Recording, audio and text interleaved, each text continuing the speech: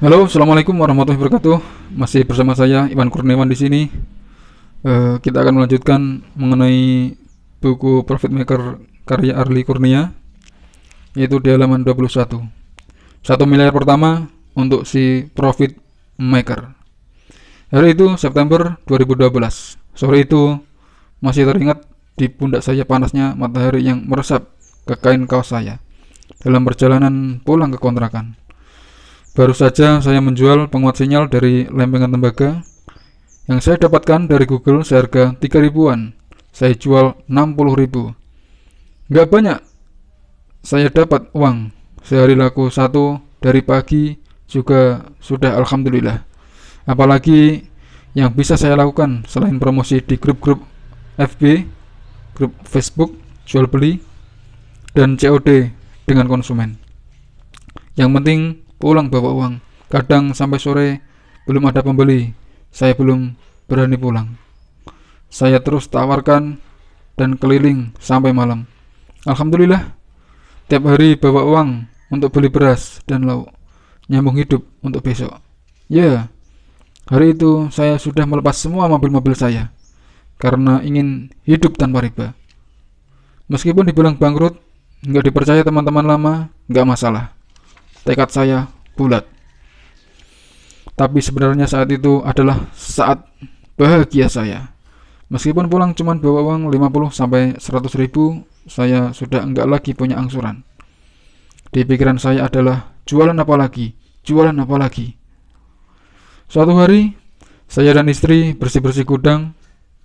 Banyak barang-barang bekas, botol, buku, kursi bayi, alat masak, dan lain-lain. Semua kami berikan ke kampung sebelah yang masih mau. Dan klonding, ada gelang perak pemberian teman kuliah dulu, cukup besar, tapi bentuknya nggak begitu menarik. Saya simpan gelang itu. Kalau malam saya sering beberapa jam di warnet, cari barang secara online yang bisa dijual di grup-grup Facebook. Dan penasaran banget saya dengan penghemat BBM.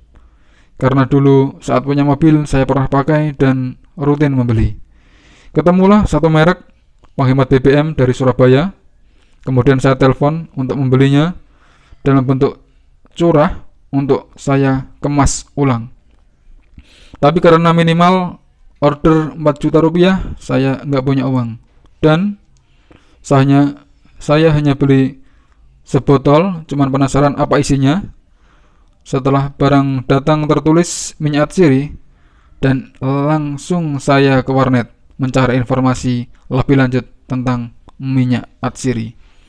Ternyata ada ratusan jenis dan saya nggak tahu yang mana minyak yang bisa digunakan untuk penghemat BBM. Saya buta sama sekali dan akhirnya saya coba cari penelitian di Google, ketemulah beberapa skripsi. Saya download skripsi tersebut dan saya baca. Luar biasa. Semakin saya baca, saya semakin gak paham. Ya jelaslah, kan bukan bidang saya. Tapi saya ingat, kalau mau sukses, jangan putus asa. Saya buka lagi Google di warnet dan mengetik jual minyak atsiri. Aha, muncul beberapa informasi penjual dan saya catat nomor teleponnya. Saya mencatat 15 nomor telepon, kota dan nama penjual minyak. Dan saya telepon satu persatu. Seperti biasa, ada yang nggak aktif, ada yang barangnya habis, ada yang sudah nggak jualan, sampai ada beberapa orang yang masih menyediakan. Dari 4 orang yang bilang punya barang, perhatian saya terfokus pada Mas Agus, seorang penjaga laboratorium sekolah. Di sekolah tempat dia bekerja ada lab yang punya alat penyuling minyak atsiri skala lab. Kalau waktu luang, alat tersebut dia gunakan untuk membuat minyak dan dijual. Saya telepon Mas Agus sambil tanya-tanya dan mau ke Jogja untuk membeli minyak tersebut. Saya bawa print skripsi yang berisi spesifikasi minyak tersebut dan minta Mas Agus untuk menjelaskan apa artinya itu semua. Karena beneran saya nggak paham. Setelah dijelaskan Mas Agus, bersedia membuatkan beberapa liter dengan harga Rp900.000. Karena uang saya hanya Rp300.000, saya bawa gelang perak yang saya temukan di gudang dan saya jual ke pengrajin perak di Jogja. Akhirnya saya dapatkan uang Rp720.000 dari menjual perak tersebut, dan saya lanjut ke toko botol untuk membeli 10 pieces botol tetes. Dalam perjalanan ke Solo, saya nggak sabaran di pom di depan bandara Jogja. Saya berhenti, saya tuang sedikit cairan ke botol dan saya coba teteskan, dan hahaha, saking pengen tahu gimana rasanya. Kalau gagal, bingung juga saya karena nggak ada uang lagi. 1,5 jam ngebut dari Jogja ke Solo, saya coba rasakan perbedaan di motor saya. Ya, lumayan enak tarikannya. Dan sampai di rumah saya buat stiker pakai printer di rumah. Dan ini dikasih foto oleh Mas Arli. Terlihat ya. Saya kasih nama DJ Speed dan saya post di Facebook. Maklum, kamera HP zaman itu ya kabur-kabur. Karena sudah kehabisan uang, saya langsung post di akun saya, post di banyak grup jual beli, dan saya broadcast BBM sebisanya. Beberapa orang bertanya, beberapa kirim pesan Facebook, dan saya temui juga beberapa orang secara offline menawarkan secara langsung. Banyak sekali yang ragu dan menolak. Mereka bilang baunya seperti minyak angin, takut merusak mesin lah, dan lain-lain. Ya, wajar karena kemasannya cuman ditempelin stiker print yang luntur kalau kena air. Terus yang jual juga nggak meyakinkan. Saya pakai motor dan dalam kondisi bangkrut. Tapi terus saja dengan mengandalkan prinsip kalau nggak laku, saya nggak mau pulang. Maka setiap satu kali ditolak, saya mencari 2 orang lagi. Kalau ditolak 2, saya cari 4 orang lagi. Saya nggak peduli lagi apapun saat itu. Yang penting bisa beli beras buat besok. Anak dan istri saya menunggu di rumah. Beberapa teman kasihan melewat saya dan membeli sebotol 2 botol saat itu. Setelah itu ya nggak dipakai produknya, karena saat saya tanya gimana setelah pakai, mereka bilang belum dicoba. Dan di halaman 27, Bang Arli di sini menulis, saya tolak 1 miliar, tapi uang itu maksa untuk datang kepada saya. Seorang teman menelpon mau datang. Dia dulu downline saya di sebuah perusahaan MLM, yang mana saya sudah berhenti berbisnis MLM hari itu. Teman, bisnis apa sekarang, Li? Gak ada, cuman jualan aja nyambung hidup. Aku mampir ya, mau ke Jogja besok, lewat Solo, boleh nginep di tempatmu? Nginep aja, asal jangan nawarin MLM. Gak berani lah, jagoan kamu nolaknya. Sebagai informasi, saat saya belum taubat riba, saya berbisnis MLM, dan setiap saya masuk di perusahaan MLM, seringkali jadi leader dengan puluhan ribu jaringan, dan saya sudah keliling mengisi acara semacam sukses seminar. Padahal mobil-mobil saya kredit semua. Itu yang membuat saya lelah, bertopeng di hadapan orang, pura-pura sukses tapi sebenarnya mikir terus tiap malam, sulit tidur gara-gara angsuran, dan segala kepura-puraan ala MLM. Malam itu teman saya sampai rumah dan langsung saya tawarkan tidur di kamar kosong tempat saya nyimpan produk, komputer, printer, dan semua alat kerja saya. Baunya memang seperti obat gosok, dan teman saya bilang, "Wah, kamu gagal bisnis MLM, sekarang jualan obat gosok. Itu penghemat BBM." Saya nggak terima. Dia bilang kemudian, "Ya udah, aku minta." Saya suruh dia botolin sendiri dari jerigen sambil bilang, "Jangan banyak-banyak, itu dagangan." Besoknya teman saya ke Jogja di sebuah pertemuan MLM, bertemu teman-teman lama yang lain. Begitu sampai di tempat parkir, dia minta semua orang yang dia kenal untuk membuka jok motor dan langsung ditetesin satu-satu. Nggak tahu juga takarannya berapa, ngawur aja ditetes. Beberapa orang bingung, ada yang ngomel-ngomel juga. Besoknya dia terima beberapa telepon menanyakan cairan tersebut. Teman saya ketakutan, khawatir rusak motor-motor semalam. Ternyata mereka bilang begini, "Semalam cairan apa itu?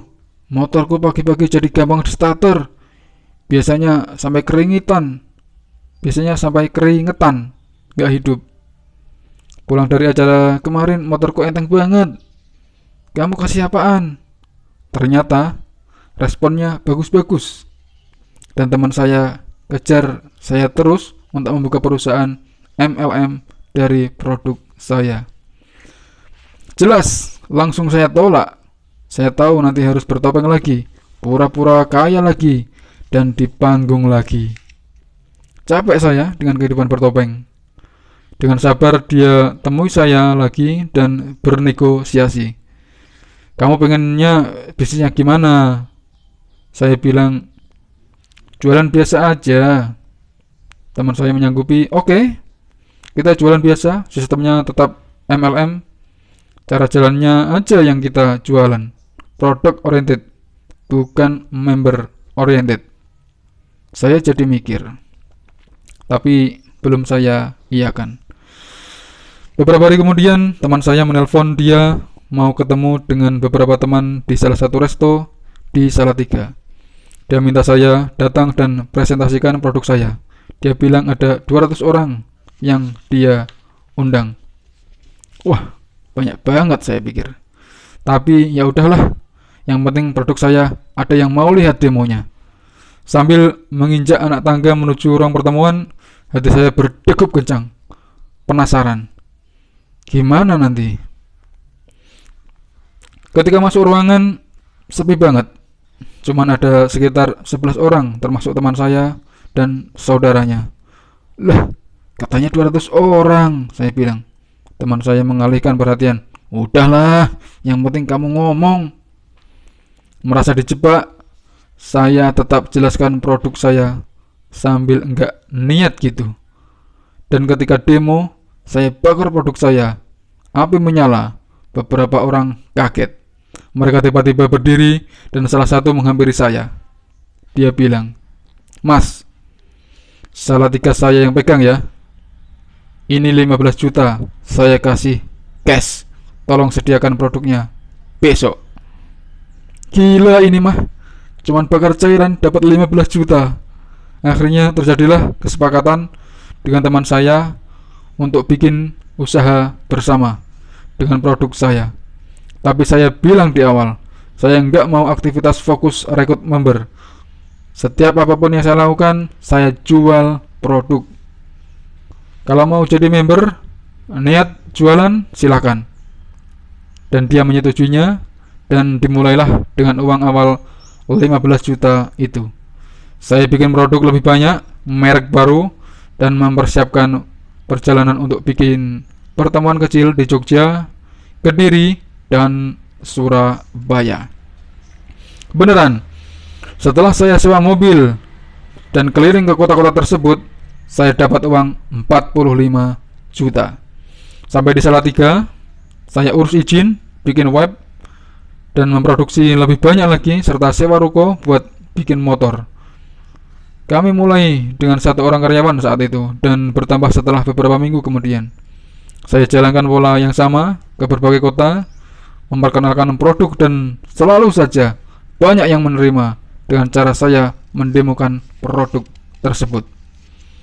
Dan produk tersebut kami beri nama Dexon One. Seperti ini fotonya, Dexon One ya.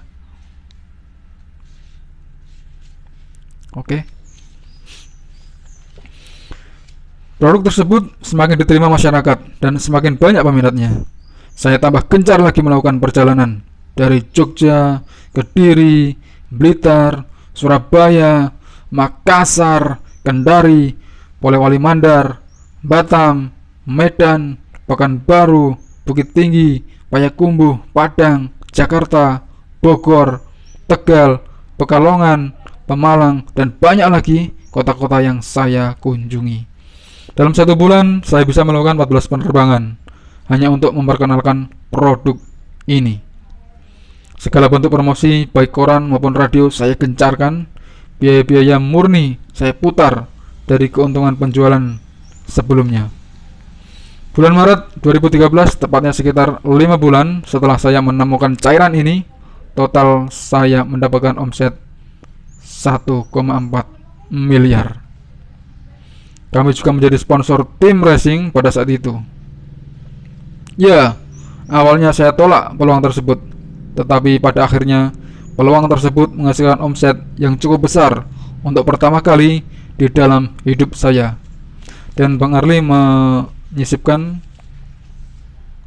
foto saat beliau menjadi sponsor tim racing ini.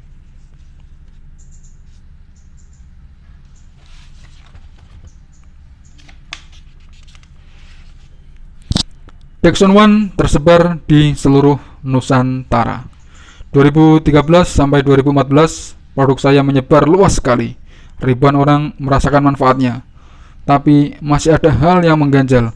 Produk tersebut didistribusikan dengan sistem MLM. Ada upline, ada downline, dan ketika downline menjual produk, maka upline pun mendapatkan keuntungan juga. Nggak ada masalah dengan perhitungannya. Yang menjadi masalah adalah gerakan para leadernya. Mungkin Anda berpikir produk Mas Arli besar karena dibuat sistem MLM. Mungkin juga Anda berpikir yang penting dibuat perhitungan dan para member bergerak sendiri membesarkan omset. Clear besar. Yang terjadi adalah sebaliknya. Kalau pusat bergerak mengadakan acara-acara di berbagai tempat, maka member bergerak. Saat pusat tidak bergerak, begitu juga member. Belum lagi banyak leader yang minta dana support dan beberapa menyalahgunakannya. Sudah dikasih uang untuk promosi, terus hilang, nggak ada kabar. Omset sih bergerak terus, tetapi cara mereka bekerja saya nggak cocok. Bulan-bulan awal saat saya terjun ke lapangan, semua bicara tentang produk, semua berpromosi produk. Tapi kelamaan mereka memberikan iming-iming, pamer bonus, dan lain-lain. Nah, itu yang saya nggak cocok. Tepatnya di tahun 2014, saya dan leader meeting di Singapura. Setelah meeting tersebut, sistem kita ubah menjadi konvensional. Jualan biasa, nggak ada rekrut, dapat bonus. Tentu saja yang terbiasa dengan iming-iming merekrut langsung out. Omset drop sampai perusahaan tersebut tutup. Dan 2015 saya mulai lagi dengan jualan online penghemat BBM dengan nama yang baru. Nama Dexon One identik dengan MLM. 2015 dengan kemampuan saya yang terbatas, saya desain sendiri kemasan, merek, dan penyempurnaan formula dari Dexon One. Saya beri nama Klinos dan saya tawarkan di sosmed, sama seperti awal saya merintis bisnis. Tetapi karena sudah beberapa tahun saya bersosmed di Facebook, pertemanan saya meningkat. Nah, ini disisipkan juga foto Klinos dari Bang Arli Kurnia. Ini sudah menyebar sampai seluruh Indonesia dan katanya sampai ke luar negeri, Kuala Lumpur katanya. 2015 itu pula saya menulis ebook dan membuat seminar gratis 30 hari bebas hutang. Seminar tersebut terkenal saat itu karena gratis tanpa embel-embel. Biasanya orang bikin seminar gratis untuk preview, diarahkan ke seminar berbayar berikutnya, atau ditawarkan bisnis setelah seminar. Tidak begitu dengan saya. Saya mulai seminar di Jogja dengan peserta 30 orang dan mereka bingung, ini mau ngapain? Padahal murni pengalaman saya bebas hutang saya bagikan dan Saya buka kesempatan siapapun untuk bertanya dan berdiskusi. Saat itu belum seperti sekarang, orang sudah melek tentang riba. Kalau dulu belum banget. Seminar tersebut saya adakan dengan dana pribadi dari keuntungan saya yang saya sisihkan. Seminar sosial gratis 30 hari bebas hutang yang kedua diadakan di Solo, peserta 100 orang. Dari situ mulai banyak komunitas muslim yang membantu saya, karena mereka melihat dengan mata kepala dan saya melayani ratusan orang yang bermasalah dengan hutang, sendirian dan tanpa embel-embel apapun. Orang mulai berdatangan ke rumah kontrakan saya. Setiap hari di pos satpam ada orang-orang yang tidak saya kenal menunggu saya. Satpam perumahan sampai bingung, sebenarnya ini pada ngapain sih? Tamu yang datang banyak banget dari berbagai penjuru kota. Bahkan ada yang dari Manado tiba-tiba muncul di depan rumah saya. Dari Makassar masih pakai taksi bandara datang ke rumah. Ya, semua saya temui sampai habis waktu saya mendengar curhatan mereka.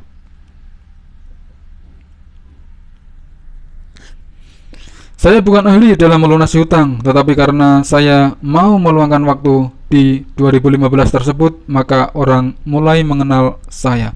Akhirnya, seminar gratis 30 hari bebas hutang saya adakan di Jakarta, Surabaya, Makassar, Semarang, dan lain-lain, dan sampai ke Medan. Pesertanya selalu banyak, di atas 300. Efeknya orang mengenal saya dan mengenal bisnis saya juga, meskipun nggak saya promosikan. Beberapa dari peserta menyebarkan informasi tentang produk dan bisnis saya. Setelah itu, Facebook saya banyak pesan masuk pengen jadi agen.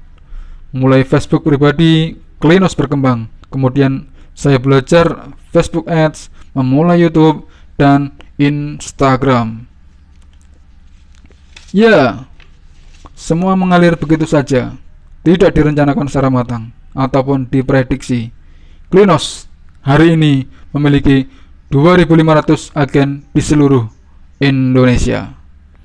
Bahkan ketika kemarin mengeluarkan produk baru, Klinos anti jamur kaca, dalam sehari habis diborong orang-orang di sosmed saya. Meskipun belum saya iklankan di Facebook maupun Google Ads. Aktivitas saya sejak 2015 adalah menulis, bikin video, memberikan edukasi tentang bisnis, dan melunasi hutang. 2016 saya mulai membangun rumah dan mulai bisnis properti, dan terus menyebarkan materi-materi lewat live streaming, video YouTube, artikel Facebook, bahkan podcast di Spotify. Saya kira video ini cukup di sini. Kita akan lanjutkan di video berikutnya, dan semoga bermanfaat. Dan saya doakan semoga Anda tetap sehat, tetap mendapatkan rezeki yang berlipat, rezeki yang bermanfaat. Dan akhirnya, Assalamualaikum warahmatullahi wabarakatuh. Salam profit.